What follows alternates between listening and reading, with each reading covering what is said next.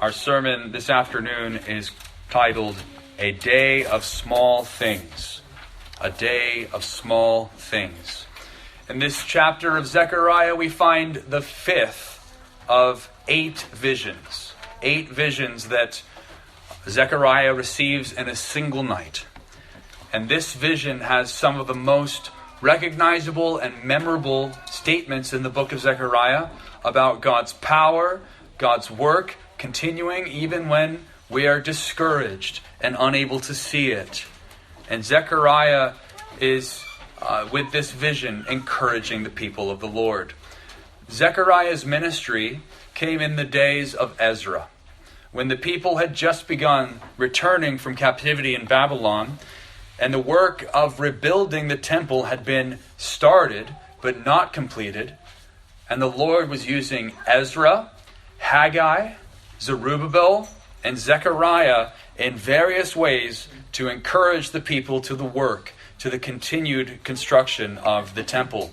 And though enemies surround them and try to stop them from working, and though there are times when the work actually does come to a standstill, the Lord, through his prophets, Haggai and Zechariah, the Lord tells the people not to lose heart, not to despise the day of small things. In these 8 visions of Zechariah, the Lord shows much grace and many kind and gracious thoughts and plans for his people in Jerusalem. And the Lord uses a number of figures that are meant to inspire confidence in God. The visions leading up to this one have been to instill confidence. Zechariah has seen a warrior riding on a red horse, preparing for battle against Israel's enemies. Zechariah has seen 4 horns coming up from the earth, and each cut down by 4 carpenters. Zechariah has seen a vision of a man standing with a measuring line in his hand, ready to set the dimensions for the rebuilding of the temple and the city. And then Zechariah has seen the high priest, Joshua, dressed in filthy rags, but then changing them for beautiful clothing, for stately clothing, for service in the temple, and a fair mitre being set upon his head, instilling confidence in Zechariah and the Lord's people. And the Lord continues with this vision to amaze Zechariah with these visions and the excellent things that they signify. And they signify blessing and grace and protection for the people of God. And this vision is no different that we're looking at this afternoon. It's no different. The lampstand with these olive trees. It's a complex vision with many different components in it, but it gives us much confidence. It instills in us much hope for the work of the Lord and for his protection, for his kingdom. So we're going to focus on these different components that we see in this vision and see how they work together to encourage Zechariah and in turn the people of God. So in 3 components we'll focus. The first is the golden lampstand itself. This is the first thing Zechariah observes in the vision, this golden lampstand. Secondly, the plummet in the hand of Zerubbabel. The plummet, which is a plumb line, a line used for building, for setting stones straight. It's in the hand of Zerubbabel. And then the third component, the olive trees. The olive trees with the branches dripping with golden oil. The last things mentioned and explained in this vision. And so we'll consider these components separately and then consider them together in this bigger picture. The Lord showing Zechariah all these things that Zechariah would be instilled with hope and confidence and preach these things boldly to the people and encourage them. Don't lose heart.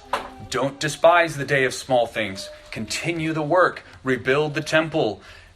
Know assuredly that as Zerubbabel has begun this work of building the temple, he shall be the one to complete it. his hand will complete it. Very encouraging, very encouraging. And there's an even bigger picture here that extends beyond Zerubbabel, beyond Zechariah, Ezra's time. And it tells us about the coming of Christ and Christ's work and Christ's salvation that he brings to his people, and the Lord's ongoing protections for his kingdom. So much relevance for us as well. And so we'll begin by looking at this first component, verse 1, the golden lampstand. The vision opens with Zechariah being shown a golden lampstand. Golden lampstand. But before this, Zechariah is unresponsive. Verse 1, and the angel that talked with me came again and waked me as a man that is wakened out of his sleep. And so, as I've said, all 8 of these visions are said to come to Zechariah in a single night, but they're so glorious. They're so wonderful to his eyes. He is like as in a trance. He's as in a trance. And so the angel has to rouse him as though he had been asleep and show him this next vision. There are 4 more visions for Zechariah left to see. So this is right the midpoint of the visions, the midpoint of the night. And so the angel rouses him to show him this golden lampstand. Verse 2, and said unto me, what seest thou? And I said, I have looked, and behold a candlestick, all of gold, with a bowl on the top of it, and his 7 lamps thereon, and 7 pipes to the 7 lamps, which are upon the top thereof, and 2 olive trees by it, one upon the right side of the bowl, and the other upon the left side thereof. Seeing this lampstand, this candlestick with the seven lights upon it, with the bowl above it supplying the lights with the oil, it would have led Zechariah to perhaps make this connection immediately with the lampstand that belongs in the temple, the golden lampstand that the Lord had instructed, which belongs in the temple. A golden lamp with 7 lights on it, symbolizing to the people of God, the church of God. The church holding forth the light of God's Spirit, the light of God's truth in the midst of a dark world. And so Zechariah would have begun making this connection, I'm sure, knowing that the Lord instructed there to be this lampstand in the temple. The lampstand was to be made of gold. Gold for its purity and for its beauty, to signify the purity and the beauty of the church. And what's more, the priests were charged to keep the lamps burning continually, using oil from olives. We could read about this in Exodus 27. And thou shalt command the children of Israel that they bring thee pure oil, olive beaten for the light, to cause the lamp to burn always. And so what he's seeing is a vision of God's church being nourished and filled by the Lord himself, and giving off this light that is like God's truth, and it's a testimony to the nations. But Zechariah, we could observe in this entire book, he always wants to follow up with a question. He always wants to be certain of what he's seeing. And so he does this. He asks the question in verse 4. With great reverence he asks the question. Verse 4, so I answered and spake to the angel that talked with me, saying, what are these, my Lord? Zechariah is a humble man. Zechariah has asked questions like this before in these various visions. But there's something different here. The angel won't answer him straight away. The angel keeps him hanging for a little while. Verse 5, then the angel that talked with me answered and said unto me, knowest thou not what these be? And I said, no, my Lord. Well, though Zechariah could certainly guess at what these are, he's not quick to assert himself. He wants to wait. He wants to hear the angel tell him the full signification of this vision that he's seeing. He knows that this is a time for him to be humble and to listen. Children, you know it is actually a mark of wisdom to simply answer and say, I don't know. If it's something you're still trying to piece together in your head, there's nothing wrong. In fact, it's quite wise to simply answer someone and say, I don't know. It takes humility to say, I don't know. And this is something that pleases God. God gives grace to the humble. And sometimes it's much better to say, I don't know, when someone asks you something, than to try and guess and just hope that you'll be right so that you'll appear wise, intelligent to others. No, children, sometimes it's much better to just say, I don't know. This humility leads to the angel's answer in verse 6. Zechariah, I'm sure, is quite blessed by the angel's answer in verse 6. Then he answered and spake unto me, saying, This is the word of the Lord unto Zerubbabel, saying, Not by might, nor by power, but by my Spirit, saith the Lord of hosts. So you see, the angel steps over the literal answer that Zechariah was looking for, the literal interpretation of what the vision means, and steps over to the significance of it. Steps over to the core message. The golden lampstand being nourished and fed, and it's burning by the oil of these oil trees. Here's what it really means for Jerusalem. It means that it's not by might, it's not by power, but it's by my Spirit. That's what it means for God's people. That all of these things will come about not by the works of men, not by the strength of men, not by the favor of kings. They will all most certainly come about by the Spirit of the Lord, by the Lord's own grace and kindness. This is one of the most memorable statements in all of Zechariah because it speaks to us so clearly about the marvelous ways of the Lord. The Lord doesn't need great military might. The Lord doesn't need the favor of powerful kings. In fact, the Lord delights in demonstrating his power through that which is weak in the world, through that which is as nothing in the world. Think of Jerusalem at this time in ruins, rubble on the ground. Think of the people very small in number. And this is how the Lord delights to glorify himself, not by might, not by power, but by my Spirit, leading and guiding the hearts of men to glorify me. And the Lord does amazing things by his Spirit. He's done it again and again, bringing down kingdoms and turning armies to flight by his Spirit, working in the hearts of men. And the candlestick, which represents the church of God, it will be set up again in the temple. It will burn again.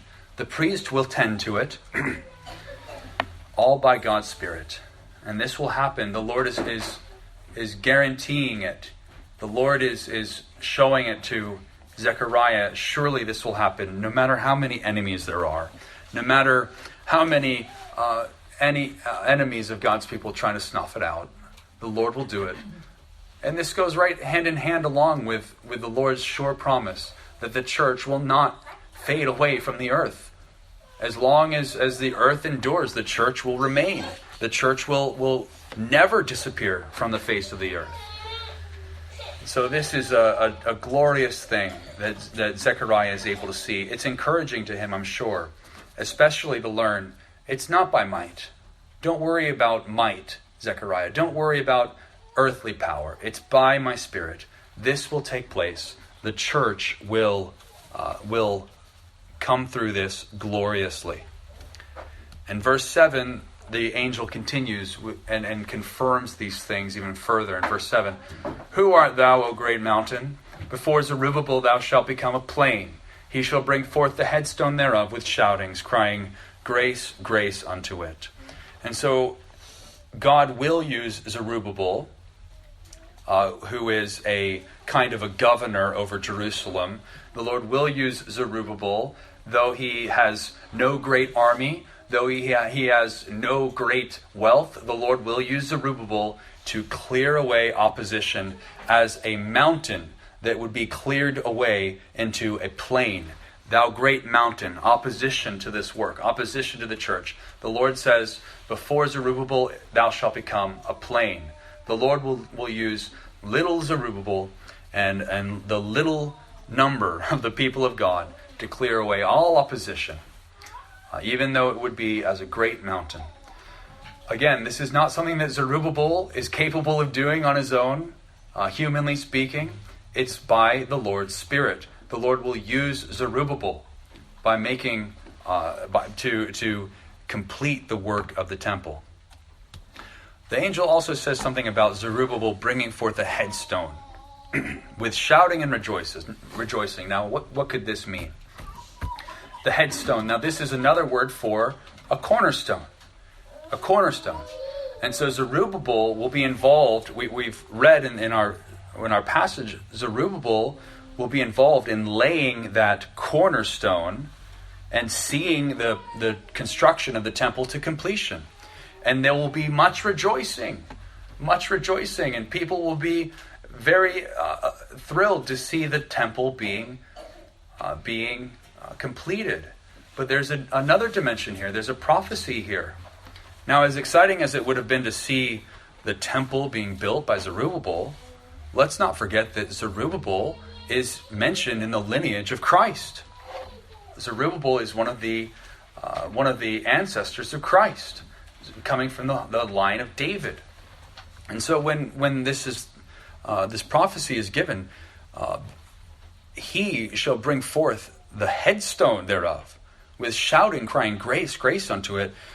We who have the benefit of looking back from a New Testament perspective can see the other fulfillment of this, can see Christ coming forth from Zerubbabel, from his line, and how the church will rejoice to see Christ established, to see Christ, the foundation of his church, and crying, grace, grace unto Christ. There's a double significance to these words from the angel and this vision. It's quite magnificent to think about, that we can take confidence and we can take strength from this vision, knowing that Christ is the cornerstone, Christ is the foundation, and we rejoice to see Christ building his church and we can say, grace, grace unto Christ. We come now to the second component here. There's more here, the plummet, the plumb line. It's along the same theme, but there's more to the vision. Verse 8. Moreover, the word of the Lord came unto me, saying, the hands of Zerubbabel have laid the foundation of this house, his hands shall also finish it. And thou shalt know that the Lord of hosts hath sent me unto you. For who hath despised the day of small things? For they shall rejoice and shall see the plummet and the hand of Zerubbabel. With those 7, they are the eyes of the Lord, which run to and fro throughout the whole earth. More comfort coming from these visions to Zechariah. We see it right here. More comfort and confidence coming to him. Zerubbabel, as we've said, the governor overseeing the reconstruction of the temple, who has laid this foundation, he will also finish it. And they will rejoice in seeing Zerubbabel with that plumb line in his hand, setting the corners straight, setting the foundations straight. It will be a great time of celebration. All shall rejoice to see that. Now, if we would look through the histories of Ezra and Nehemiah, we'll see that all of this indeed comes to pass, exactly as the Lord had said. It's all confirmed. It's all confirmed. But there's a bit of a admonishment here. For who hath despised the day of small things? Who hath despised? Who hath looked upon the day of small things as insignificant, as inconsequential? There's a bit of an admonishment here. Now, for some greater insight into the meaning of this, we could look at Ezra 3. Ezra 3, there's an account of the people returning to Jerusalem from the captivity. And it says, but many of the priests and Levites and the chief of the fathers, who were ancient men, they were old men, that had seen the first house, when the foundation of this house was laid before their eyes, they wept with a loud voice, and many shouted aloud for joy, so that the people could not discern the noise of the shout of joy from the noise of the weeping of the people. For the people shouted with a loud shout, and the noise was heard afar off. And so there's joy, but there's also weeping, because we're told that the older generation, the ancient men, when they came back, they had a memory of the great temple that Solomon built, and they remember its former magnificence. So they had sadness mixed in with their joy. They couldn't help but remember the former glory of the temple, knowing that they're still under the dominion of a foreign emperor, and that the new temple would never be built to the same stature and dominion and prominence. There was a bit of weeping there as well. But this is where the admonishment comes in. Don't weep. Don't despise the day of small things. Don't despise small beginnings. Even if it's not as you remember, even if the temple is not going to be as grand as it once was, what of it? Don't despise the day of small things. We must remind ourselves of this as well. We must not despise humble, small beginnings in the kingdom of the Lord. We should be instead very thankful for whatever grace has been shown to us, and we should take whatever grace is shown to us as a down payment, as a promise of more grace that is yet to be shown to us, because we know that God is faithful. And so we are not to be discouraged. We are not to be cast down when we are in a time of leanness in the kingdom of God, when we have doubts and reservations about the prosperity of the church, about the condition of the church. We're not to be dismayed. We're not to be cast down. Though it is hard, we do mourn and lament for the condition of the church at times. And sometimes we feel as if God is taking such a long time to bring about breakthroughs in His kingdom, and we feel that God is taking quite long to answer our prayers, and so we can find ourselves falling into this attitude of despairing and of despising the day of small things. Yet the Lord would have us remember that He is at work in these small things, that the Lord is not hindered. The Lord may save, whether by many or by few.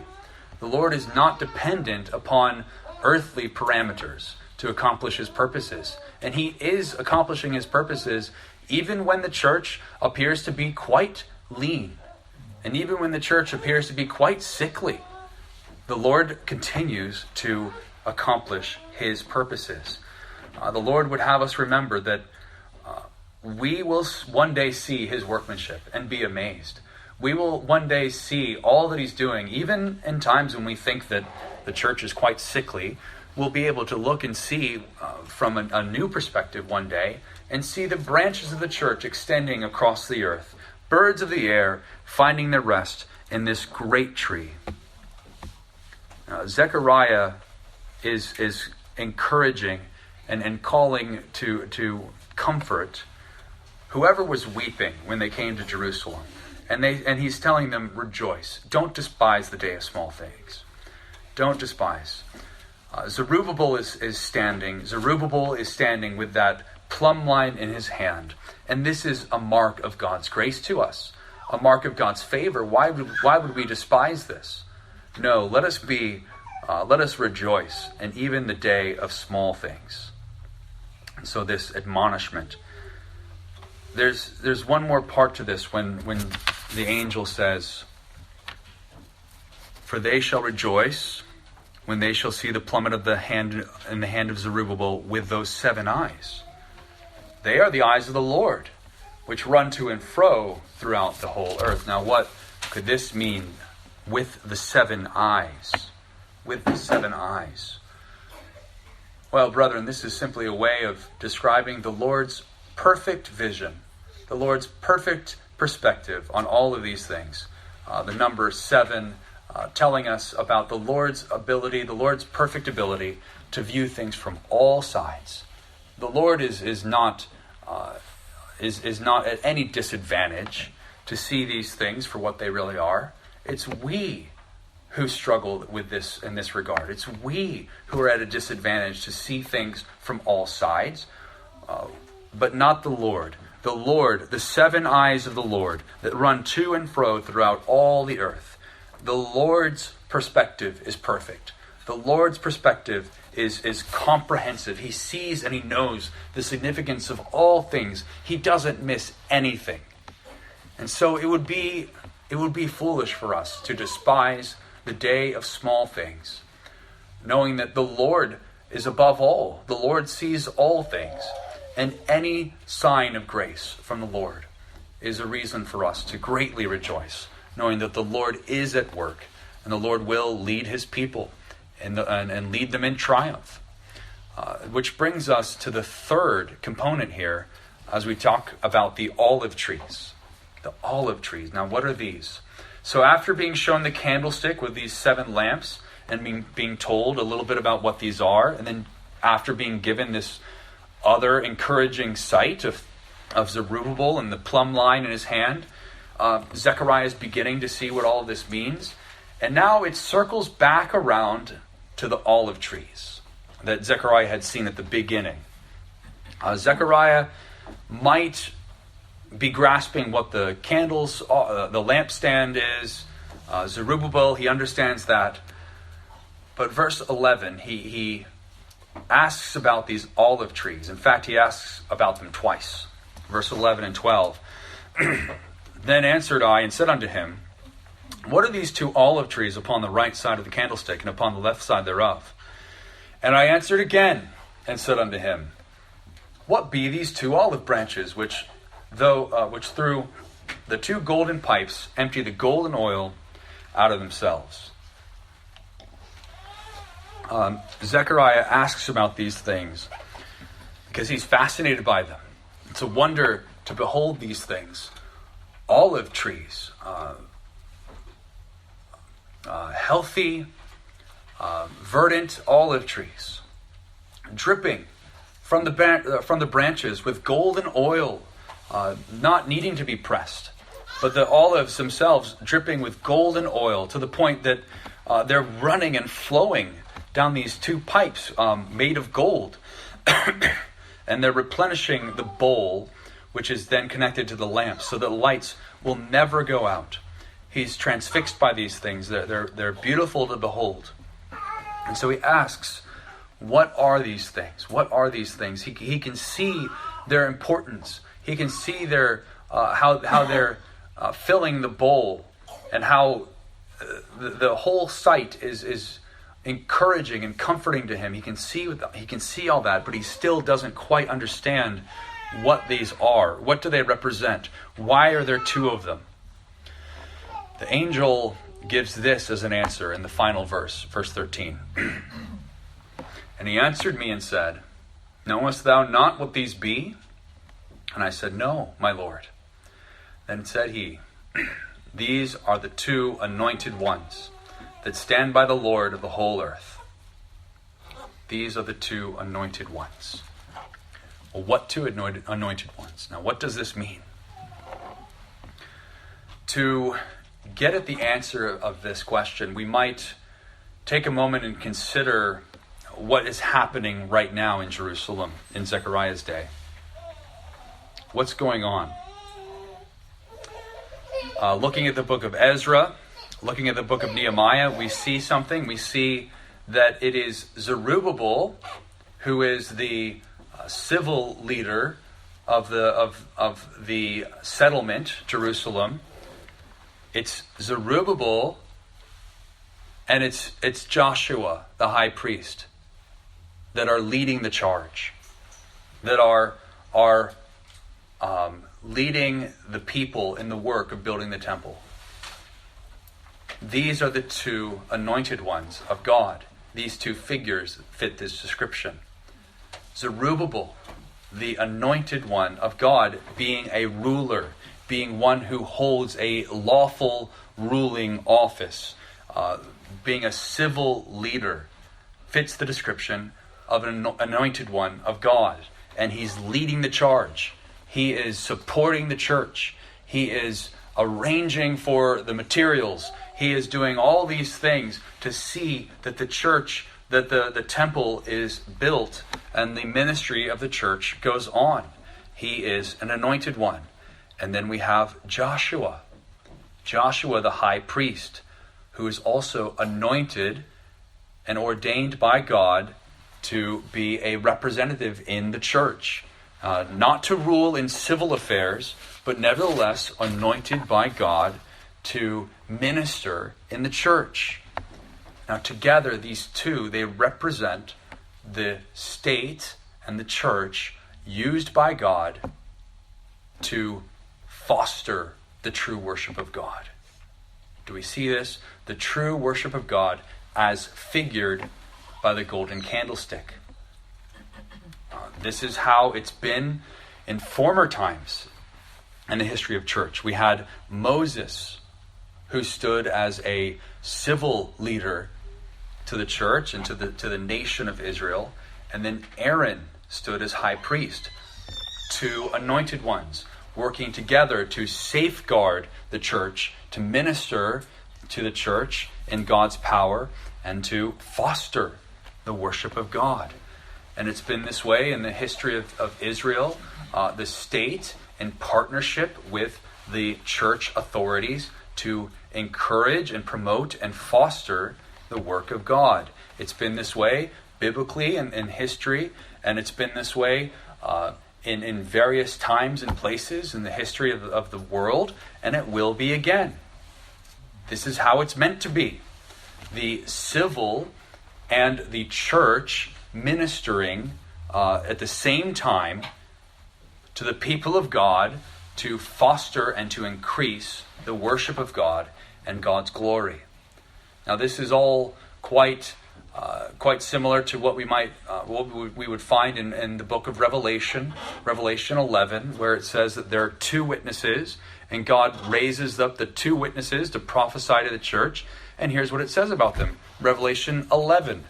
These are the two olive trees and the two candlesticks standing before the God of the earth.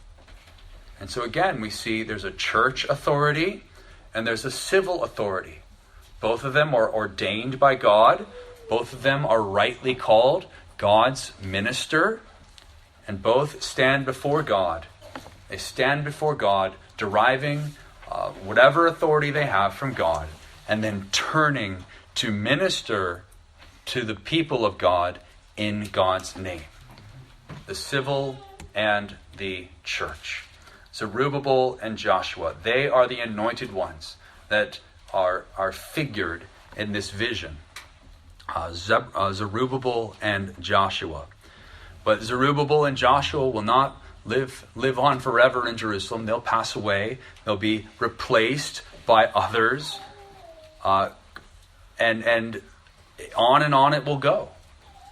The civil authority and the church authority working in conjunction, not usurping one another's offices or roles, but working in conjunction.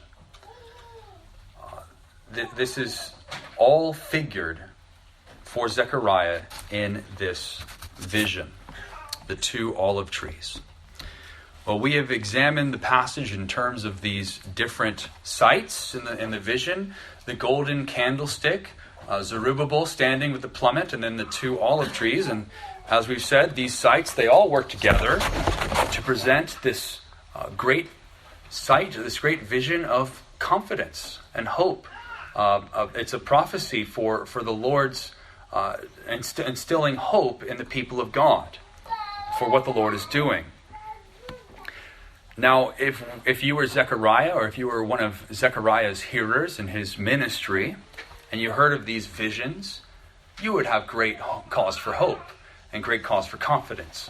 And you would set your heart to resuming the work of building the temple. That's the whole point. The temple is to be built. But there's a larger picture here. There's a larger application here. It's to all the church in all time. And we may be greatly encouraged by these visions too.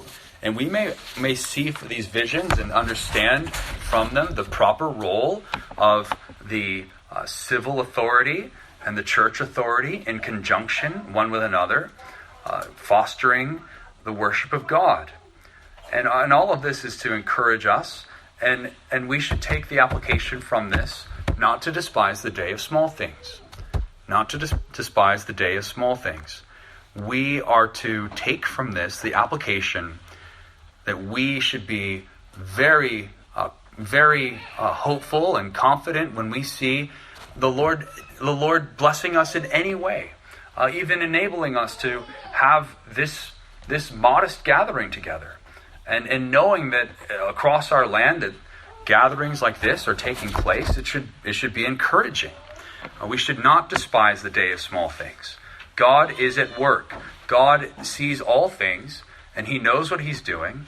And slowly but surely, the Lord is building His kingdom. And all the kingdoms of this world will become the kingdoms of our Lord Jesus Christ. The gospel will be proclaimed in every place. The Jews will be brought again and grafted in again. And this will all be to the Lord's glory. He's doing all of these things. However, it's slowly but surely. And so we are to draw from this encouragement and confidence that all things are leading to the return of Christ and to the great day of judgment and the marriage supper of the Lamb. And these things are getting closer and closer. They're very far off still, but they are getting closer.